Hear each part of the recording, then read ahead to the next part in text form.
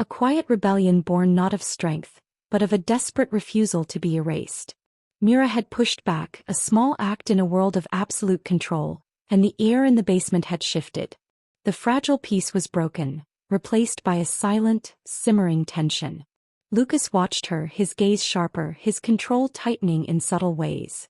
But something fundamental had changed within Mira. The passive endurance that had been her shield for so long was beginning to crack, revealing a core of hard, cold resolve. The calendar on the wall continued its relentless count, each X, a mark of time stolen, a day lived in the suffocating twilight. But now Mira looked at those marks not just as a record of her captivity, but as a ticking clock. The faces from the news report, the chilling weight of the locket around her neck. They were ghosts in the basement with her, silent witnesses urging her forward. She was no longer content to simply survive the days. She needed answers. She needed to understand the pattern, the horrifying truth hidden beneath Lucas's calm exterior and the mundane reality of her prison. The basement, once a place of passive waiting, became a space to be dissected, explored, searched for the secrets it held. Every shadow, every imperfection in the concrete, every muffled sound from above. She examined them all with a newfound intensity, driven by a desperate need to uncover the truth no matter how dark. Because she knew with a chilling certainty that the key to her freedom lay not just in surviving, but in understanding the full, terrible scope of the cage she was in, and the man who had built it. The search had begun, a silent, perilous quest in the heart of her own prison. Before we dive into part 2 of this thrilling story, let us know where you are watching from today. And if you like this video, don't forget to subscribe. The small act of rebellion, the deliberate burning of the sauce and the silent refusal to apologize, had left Mira with a lingering tremor, a nervous energy that vibrated just beneath her skin. It was a terrifying feeling, this assertion of will in the face of absolute control, but also strangely exhilarating. It had confirmed what the locket and the news report had hinted at. Lucas was not invincible. His control, while vast, was not absolute. There were cracks, and she had just widened one, however slightly. The days that followed were fraught with a quiet tension. Lucas didn't overtly punish her for the ruined dinner, but his presence felt heavier, his gaze more watchful. He didn't bring her to the kitchen again for a while, a silent consequence that reinforced his power over her access to the house. But the seed of defiance had been planted. Mira spent her time in the basement not just enduring but observing, planning. She thought about the locket, hidden beneath her mattress now, its cold weight a constant reminder of the other women. She thought about Naomi, the false ally, and the chilling implication of her complicity. And she thought about Lucas, dissecting his words, his gestures, searching for patterns, for weaknesses. Her focus shifted from survival to escape, from enduring to actively seeking a way out. She knew she couldn't overpower him physically. Her strength lay in her mind, in her ability to observe, to learn, to wait for the right moment. She began to pay closer attention to the basement itself. It was a simple space, concrete walls, concrete floor, the single bare bulb overhead. But even in its simplicity, there were details she had previously overlooked, dulled by the monotony of her existence.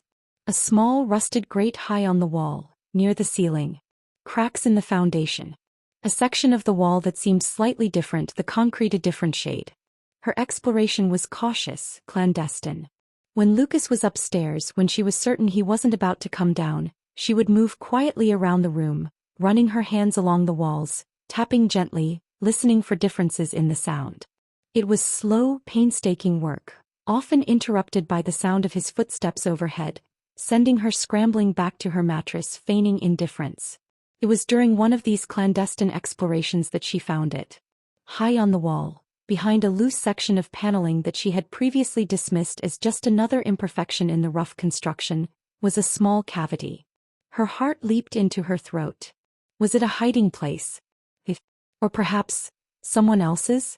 Her fingers trembled as she worked at the loose paneling, carefully prying it away from the wall. It came away with a soft scrape of concrete. The cavity was small, dark. She reached inside, her fingers brushing against something smooth, papery. He pulled it out. It was a file folder, thin and worn, the kind you might find in an office. No label, no markings on the outside. Just a plain manila folder. Her hands were shaking violently now. She held the folder, its weight feeling immense in her grasp. What was inside? Was it related to her? To the others? She took it back to her mattress, her movements hurried but silent. She sat down, the folder clutched in her lap, listening intently for any sound from upstairs. Silence. The low hum of the refrigerator was the only sound. Taking a deep breath, she opened the folder. The contents were simple, stark. Photographs. They were small, like passport photos, but clearly taken without the subject's knowledge. Candid shots, often slightly blurred or poorly lit. And they were all of women. She shuffled through them, her breath catching in her throat. Different faces, different ages, different hair colors. But there was a terrifying commonality in their eyes. A hollowness. A look of fear, of confusion, of despair. Eyes that had seen too much, endured too much. She recognized one of the faces. Sarah Jenkins. The missing girl from the news report. Her heart sank, a heavy stone in her chest. Sarah's photo was here in Lucas's file. Proof of her fate. She continued through the photos, each face a silent scream, a chilling testament to Lucas's actions. Were these all the women? Or just a selection? The thought was sickening. Beneath the stack of photographs, there was a single sheet of folded paper. She unfolded it carefully. It was a newspaper clipping, old and yellowed. The headline was stark: Tragic Fire Claims Mother's Life. The article was brief, detailing a house fire that had occurred years ago in a small nearby town. A woman had died in the fire, her body found in the basement of the home. The address of the house was listed. Myra's blood ran cold. It was Lucas's address. The house she was in now. She scanned the article for more details. The woman who died was identified as Eleanor Vance. And then she saw it, a small detail buried in the text. Eleanor Vance was survived by her son Lucas Vance. Lucas's childhood home. A fire. His mother's body found in the basement. The pieces clicked into place with a sickening finality. His obsession with the basement. His need for control. His twisted version of safety.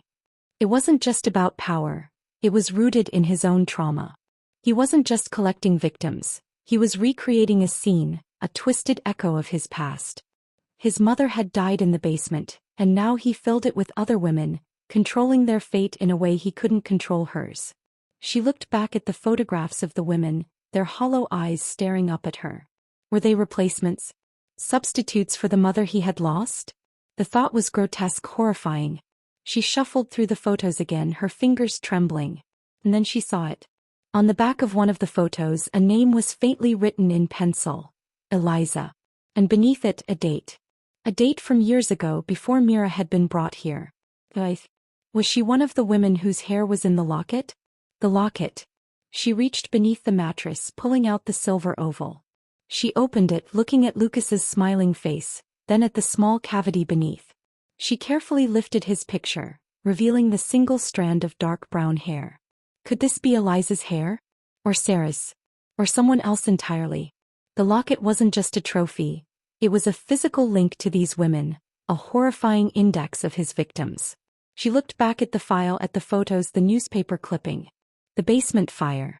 His mother. The missing women. It was all connected, a dark tapestry woven from trauma and control. The realization was overwhelming, a tidal wave of horror and understanding. Lucas wasn't just a captor. He was a product of his own damaged past, trapped in a cycle of recreation and control. It didn't excuse his actions, not for a second, but it provided a chilling insight into the depth of his pathology. He wasn't just imprisoning them, he was imprisoning himself in a twisted reenactment of his childhood trauma. She sat there in the dim light of the basement, surrounded by the silent evidence of his crimes. The photographs, the newspaper clipping, the locket with its hidden secret. They were proof. Proof of the other women, proof of his past, proof of the horrifying pattern. Fear was still present, a cold knot in her stomach, but it was now mixed with something else. A fierce, protective rage. These women, their faces staring up at her from the photographs. They deserved justice. Sarah Jenkins, Eliza, all the others whose names she didn't know, whose faces were just images in a file. Their stories were here in this folder, in this locket, in this basement. She carefully refolded the newspaper clipping and placed it back in the file. She stacked the photographs neatly. She looked at the locket in her hand, its silver surface reflecting the dim light. It was no longer just a symbol of her own captivity. It was a key to unlocking the truth about the others. She knew with a chilling certainty that Lucas would be back. And when he did, she would have to hide the file, pretend she hadn't found it. The knowledge she had gained was dangerous, but it was also her most powerful weapon. She understood him now in a way she hadn't before. His fear wasn't of losing control. It was of being abandoned, of being left alone, just as his mother had, in a sense, left him in that burning basement. She looked at the loose paneling on the wall, the hidden cavity. It was the perfect place to hide the file. He would keep it safe. It was more than just a collection of horrifying documents. It was a promise. A promise to the women in the photographs, to the strand of hair in the locket, to Sarah Jenkins, to Eliza.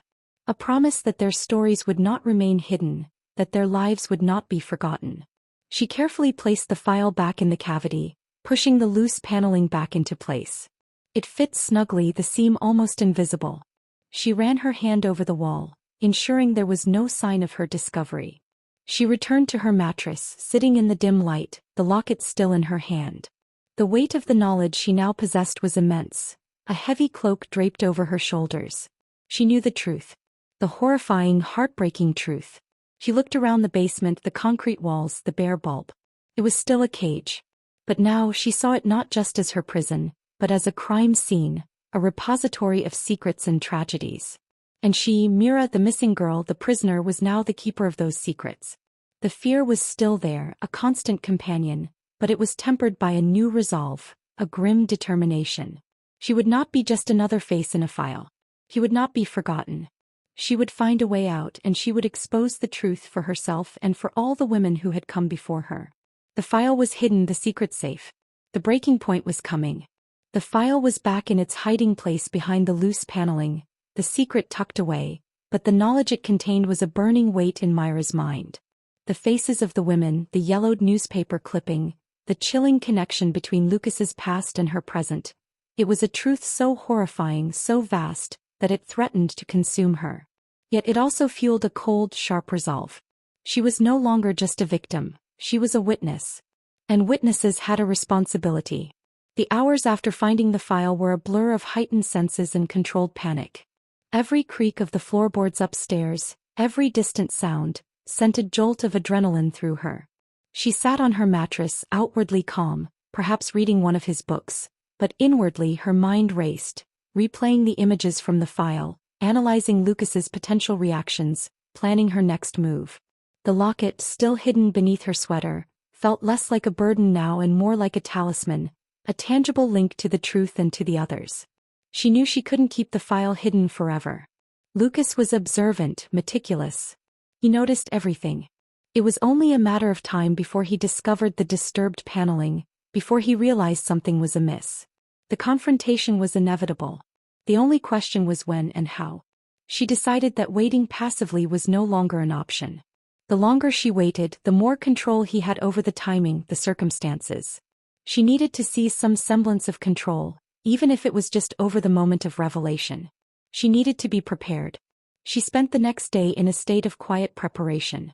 She ate the food he gave her, maintaining the illusion of her usual routine.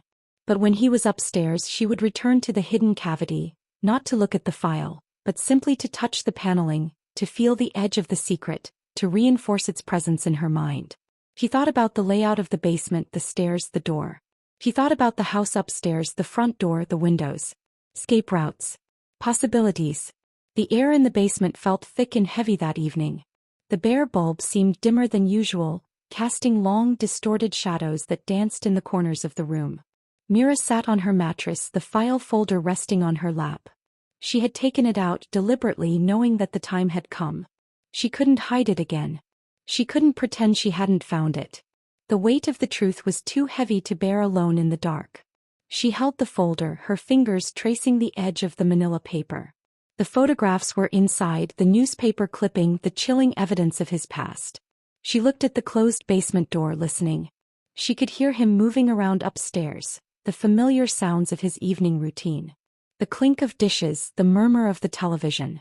The sounds of a normal life, playing out just above her prison. She took a deep breath, trying to steady her trembling hands. Fear was a cold knot in her stomach, tightening with every passing second. But beneath the fear was a layer of grim determination. She wouldn't be caught off guard. She wouldn't let him control this. She heard his footsteps approaching the basement door. Her heart hammered against her ribs, a frantic drumbeat in the silence. This was it. The bolt slid back with its familiar heavy clank. The door creaked open. Lucas stood in the doorway, silhouetted against the dim light of the hallway. He was holding a tray with her dinner. He stepped inside, the door closing behind him. He didn't immediately notice the file in her lap. His eyes scanned the room, his usual assessing gaze. He placed the tray on the small table near her mattress. "Dinner, Mira," he said, his voice calm, unremarkable. Mira didn't reach for the tray. She just sat there, the file in her lap, her gaze fixed on his face. He straightened up, his eyes meeting hers. And then his gaze dropped to the file. His expression didn't change immediately. It remained calm, neutral. But Mira saw it. The subtle tightening around his eyes. The almost imperceptible stiffening of his posture. The air in the room seemed to grow colder, thinner. His eyes lifted from the file back to her face. The calm was still there, but it was brittle, strained. "Mira," he said, his voice low, carefully controlled. "What is that?" He knew. He knew exactly what it was. Mira didn't reply. She just held the file, her grip tightening. He took a step closer, his movements slow, deliberate. "Where did you get that, Mira?" His voice was still calm, but there was an undeniable edge to it now, a warning. Mira swallowed, her throat dry. "I found it," she said, her voice quiet but steady. He stopped a few feet away from her, his eyes fixed on the file. "Found it," he repeated, the words soft, disbelieving. "Yes," she said. "Behind the paneling." His gaze flickered to the wall behind her, to the loose paneling she had disturbed. He knew then that she had been searching, that she had found his secret. The calm facade began to crack. A flicker of something raw, something close to panic, appeared in his eyes. "You shouldn't have been looking, Mira," he said, his voice losing some of its control. "Some things are best left undisturbed." "Like the women?" Mira asked, the words escaping before she could stop them. The names, the faces from the file flashed through her mind. Sarah Jenkins. His face went utterly still. The flicker of panic vanished, replaced by a chilling blankness. "What are you talking about, Mira?" he said, his voice flat, devoid of emotion. Mira opened the file. She pulled out the stack of photographs. She held them up, their faces staring out into the dim light of the basement. "These women," she said, her voice trembling slightly but firm. "Who are they, Lucas?" He looked at the photographs, his expression unreadable. He didn't deny it. He didn't try to lie. The moment of truth had arrived, and he seemed to recognize it. He took a step back, running a hand through his hair. The carefully constructed composure was crumbling. Lost. Vulnerable. "They were patients," he said, his voice low, hesitant. "Troubled. I was helping them." Mira almost laughed. "Helping them? By keeping them in a basement? By collecting their photographs in a lock of their hair?" She pulled out the newspaper clipping. She unfolded it, holding it out to him. "And this? Your mother? The fire? In this basement?" He flinched as if she had physically struck him. His eyes widened, his face paling slightly. He looked from the clipping to Mira, his gaze filled with a raw, exposed pain that was shocking to see. "Where did you get that?" he whispered, his voice barely audible. "It was in the file," Mira said, her voice unwavering. "With the pictures." He sank onto the edge of his chair, his shoulders slumping. The control was gone. He looked utterly defeated. "She left me," he said, his voice hoarse, speaking not to Mira, but to some unseen presence in the room. "She left me in the dark. In the fire." He looked up at Mira, his eyes filled with a desperate, pleading look she had never seen before. "They all leave. Everyone I try to help. They leave. They abandon me." He was speaking of the women in the photographs, of his patients, of his mother. He saw their leaving, their deaths, their disappearances as a personal abandonment. His captivity of them wasn't about power, not entirely. It was about preventing abandonment. It was about keeping them close, keeping them safe with him so they couldn't leave him like his mother had. "You're right," Mira said, her voice quiet, the words laced with a chilling understanding. "I'm not like them." Lucas looked at her, a flicker of hope appearing in his eyes. "See? You understand. You're different, Mira. You won't leave me, will you?" Mira looked at the file in her lap, at the faces of the women, at the newspaper clipping. She looked at Lucas, his face etched with pain and fear. And she understood. His entire elaborate system of control, his twisted kindness, his need to keep her here, it wasn't about her weakness, it was about his. He was terrified of being alone. His prison for them was a desperate attempt to escape his own solitary confinement of trauma and fear. A strange, almost hysterical feeling bubbled up inside her. It wasn't fear anymore. It was a dark, bitter amusement. He, the captor, the man who held her life in his hands, was terrified of being left alone. The mighty psychologist, reduced to a pleading child haunted by the ghost of his past. And then she laughed. It wasn't a sound of joy or relief. It was a raw, broken sound born of horror, despair, and a sudden, sharp understanding of the grotesque absurdity of her situation. She laughed at him, at his fear, at the pathetic vulnerability he had just revealed. She laughed at the twisted logic of his prison, built on the foundation of his own abandonment issues. Lucas stared at her, his eyes wide with shock and confusion. Her laughter echoed in the silent basement, a jarring, unwelcome sound. "Mira," he said, his voice uncertain. She stopped laughing, the sound dying in her throat, leaving her breathless. She looked at him, her eyes cold and clear. The fear was gone, replaced by a hard, unwavering resolve. "You're right," she repeated, her voice flat, devoid of emotion. "I'm not like them." She wasn't like the women in the photographs, the ones who had perhaps succumbed to despair, who had become just faces in a file.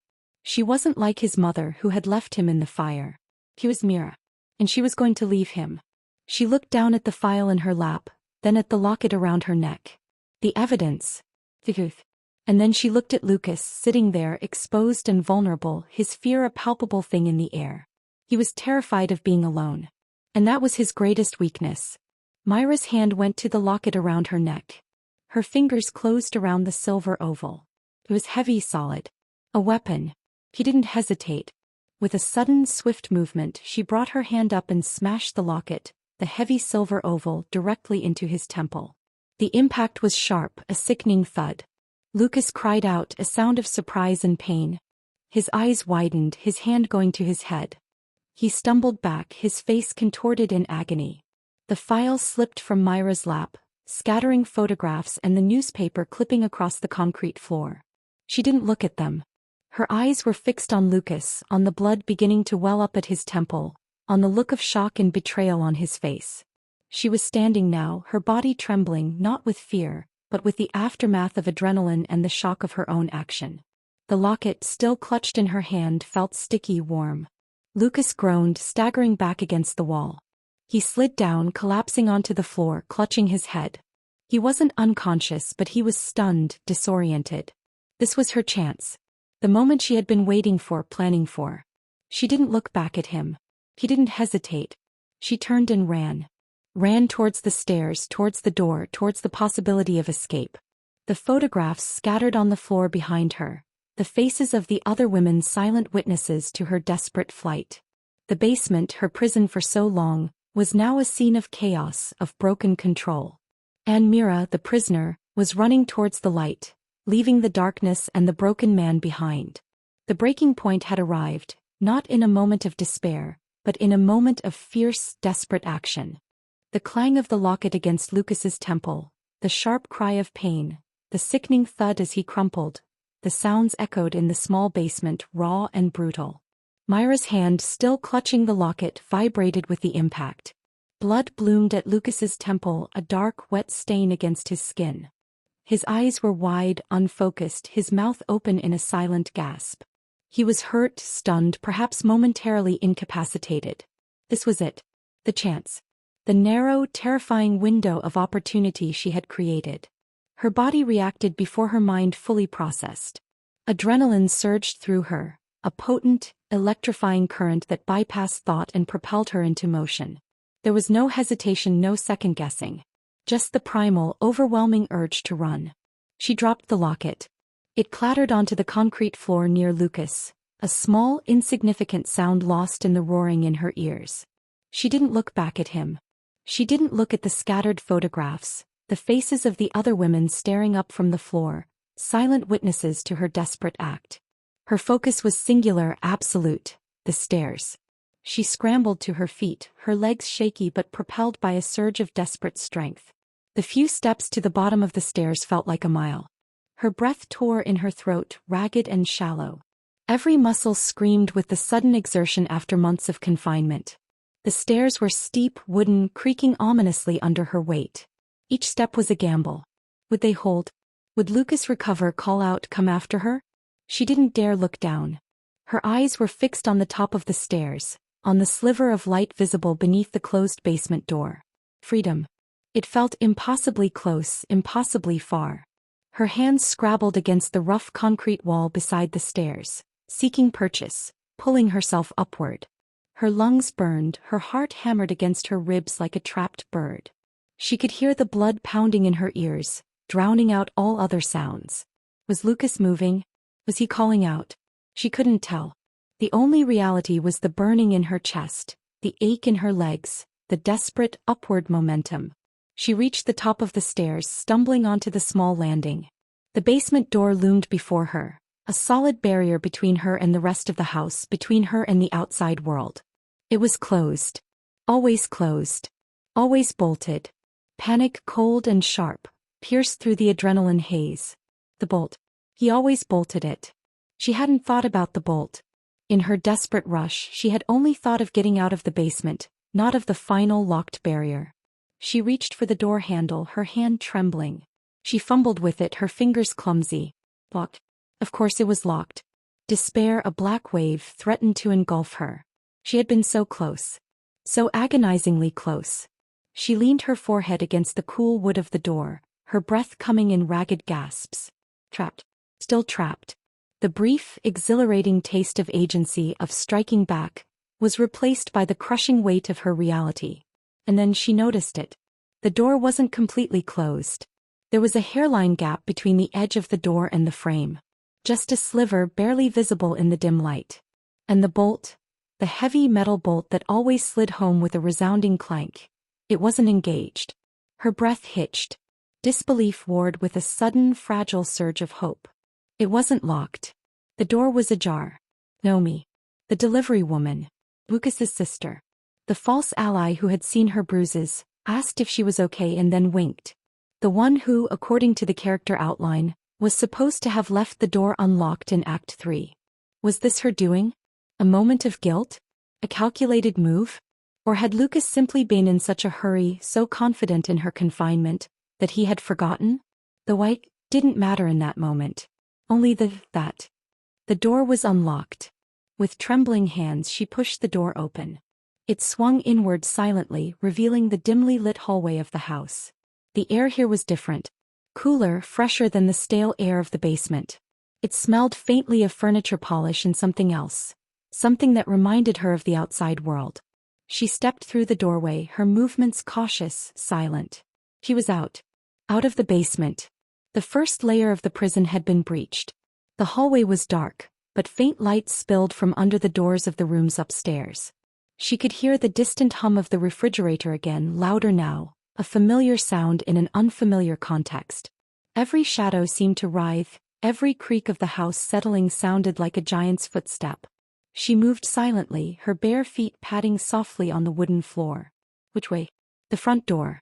She needed to get to the front door. She remembered the layout from the few times Lucas had brought her upstairs.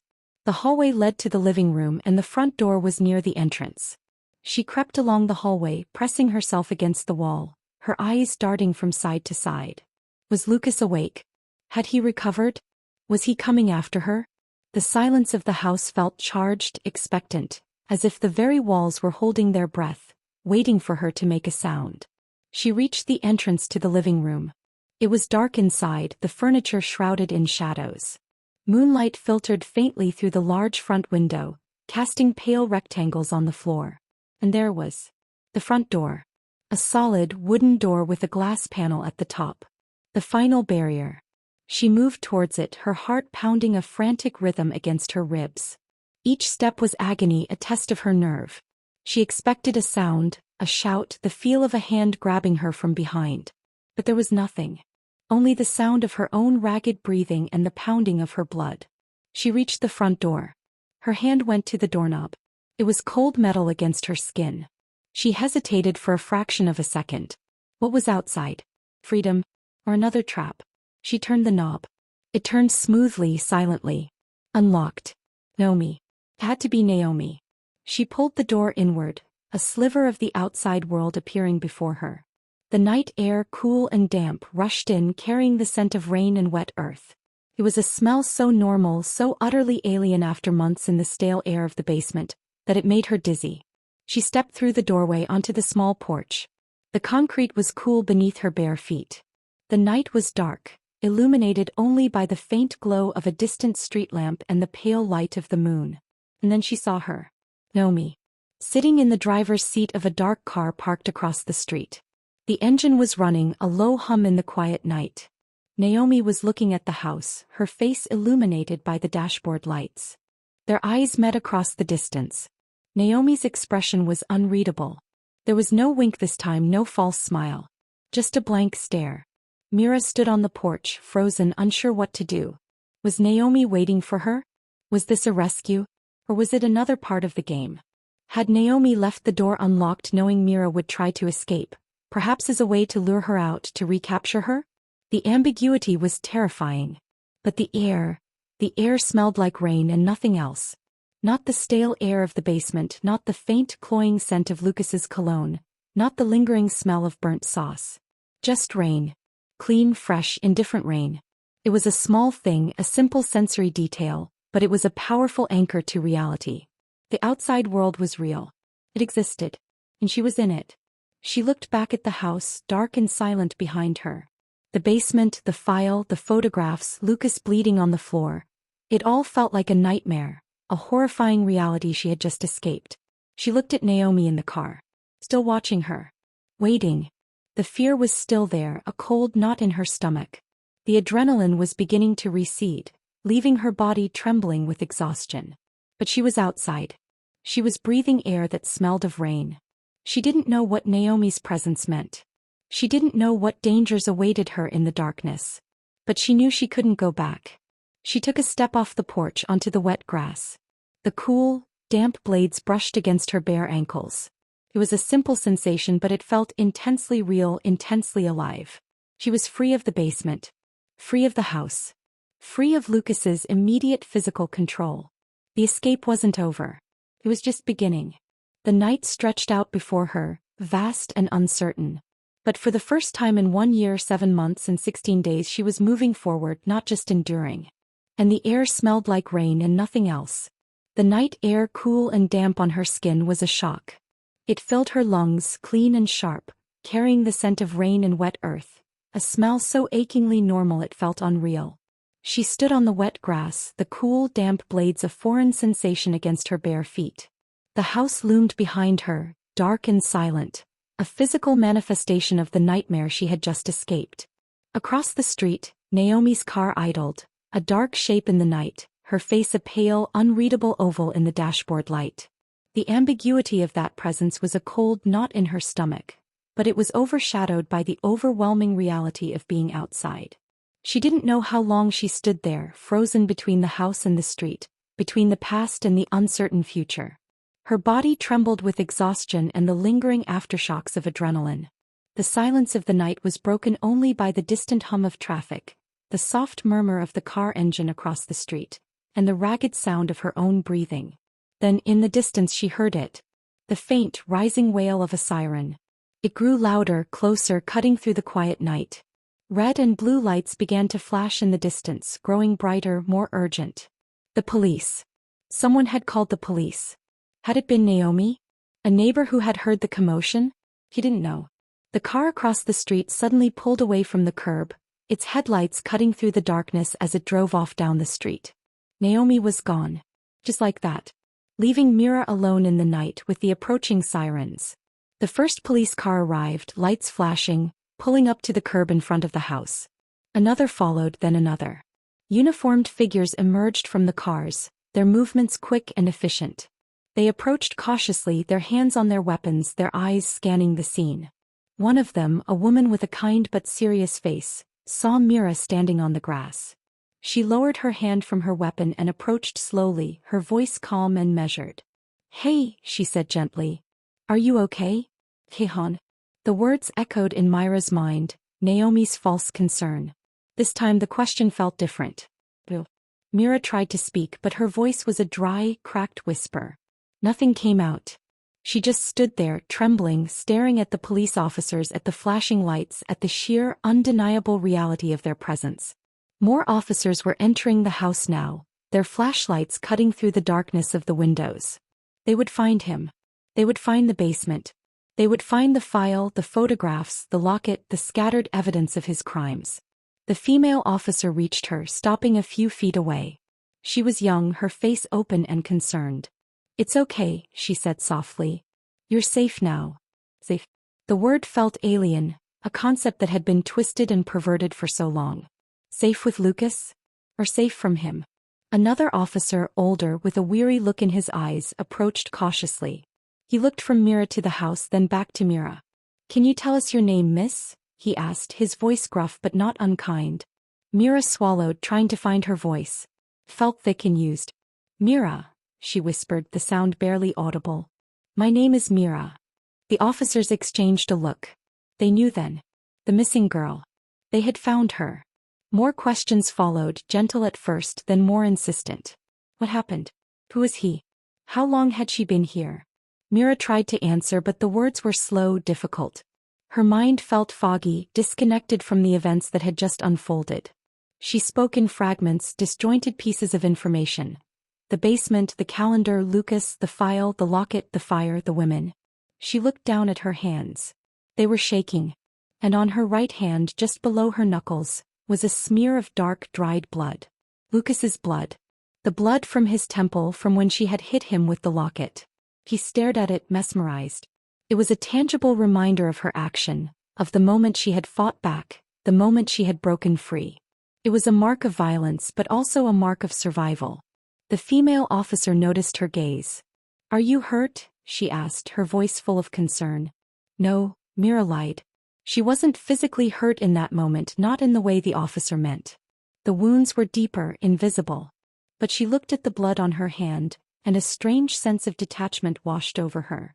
This blood, this violence, it was part of the story now. Part of her escape. The questions continued, a barrage of voices and concerns. They wanted to take her to the hospital, to get her checked out, to talk to her more. Mira nodded, numbly agreeing. The adrenaline was fading completely now, leaving her feeling weak and disoriented. As the first rays of dawn began to paint the sky in pale shades of gray and pink, they led her towards a waiting ambulance. The sunlight, soft and hesitant at first, touched her face. She flinched, instinctively recoiling from the unfamiliar brightness. Months in the dim, artificial light of the basement had made her sensitive, like a creature of the deep brought suddenly to the surface. But then she stopped flinching. She tilted her chin up, letting the pale light touch her skin. It felt warm, gentle. A social worker, a kind-faced woman who had arrived with the police, knelt beside her. "What do you want, Mira?" she asked softly. "What do you need right now?" The question hung in the air, vast and open. What did she want? After so long of having everything dictated to her, of having her choices stripped away, the question felt overwhelming. She thought of the bland, tasteless food Lucas had given her. She thought of the stale air of the basement. She thought of the carefully controlled environment, devoid of spontaneity, of sensory richness. To taste something real, she whispered, the words a sudden, unexpected yearning. The social worker looked at her, a flicker of understanding in her eyes. She reached into her bag and pulled out a small yellow object. A lemon. He held it out to Mira. "Here," she said gently. "Taste this." Mira took the lemon, its skin cool and bumpy against her palm. It was vibrant yellow, a stark contrast to the gray and brown of the basement. She brought it to her lips, hesitant. He bit into it. The taste was a shock. Sharp, intensely sour, acidic. It made her eyes water, her mouth pucker. It was overwhelming, almost painful in its intensity. But it was real. It wasn't bland. It wasn't controlled. It was a burst of pure, unadulterated sensation. It was the taste of the outside world, raw and unfiltered. A small, shaky smile touched her lips. It was the first genuine smile she had felt in a long, long time. She held the lemon, its tartness lingering on her tongue. The police were still at the house, the flashing lights a silent promise of justice. The ambulance waited. The social worker watched her with kind eyes. The world was moving around her, a world she was now a part of again. She looked up at the sky, the pale dawn light growing stronger. She took a deep breath, filling her lungs with the cool, damp air. The air smelled like rain and nothing else. Not fear, not control, not the lingering scent of a captor. Just rain. And in that simple, pure sensation there was a promise.